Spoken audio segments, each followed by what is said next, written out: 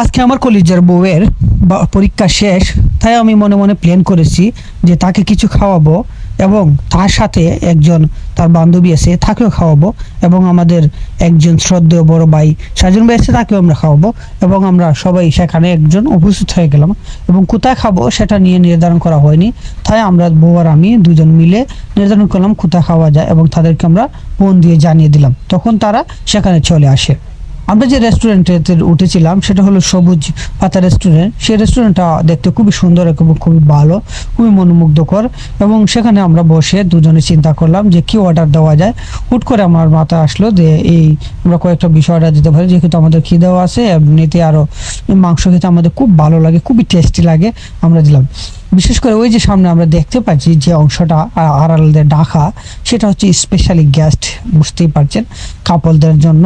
কিন্তু কাপল বলতে আমরা শুধু সিঙ্গেল কাপল বা বিবাহিত কাপল না, এখানে অবিবাহিত কাপলদের জন্য থাকে। কথা বলতে বলতে আমাদের চলে আসলো আমাদের খাবার।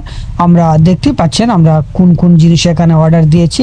আমরা সেই জিনিসটা এখন কপার কপ করে খেয়ে নিব। প্রথমে ভাবতেছি যে কি খাওয়া যায়, কি চিন্তা করতে করতে আমি ভাবলাম যে আমরা কি খেতে পারি, স্যান্ডউইচ খাবো নাকি চিকেন খাবো, কোনটি খাবো ভাবতেছি না। তাই প্রথমে আমি বললাম যে আমি একটু টেস্ট করে নিই, তোমরা আমাকে একটু ভিডিও করে দাও, দেখি আমি একটু টেস্ট করে দেখি কেমন হয়েছে। তা সে বললো ওকে, আমরা ভিডিও করে দিতেছিস। তা আমাদের সাজন ভাই আমাকে ভিডিও করে দিল, আমি সেটাকে টেস্ট করতেছি একটা একটা করে। অবশ্যই কেমন হয়েছে টেস্টি এই আপনাদের দাওয়াত রইল, সেই রেস্টুরেন্টে গিয়ে খাবেন এবং আমার কাছে খুবই ভালো লাগলো এবং খুবই সুস্বাদু লাগলো। বিশেষ করে এখানে এসিও আছে। আমরা রেস্টুরেন্টে খাওয়া দাওয়ার পর তখন আর সেখানে বেশি অপেক্ষা করিনি। আমরা অল্প কিছুক্ষণ খাওয়ার পর আমরা ভাবতেছি কি করা যায়। আমাদের সাজন ভাই বলেছেন যে তার পক্ষ থেকে আমাদেরকে একটি কফি খাওয়াবে।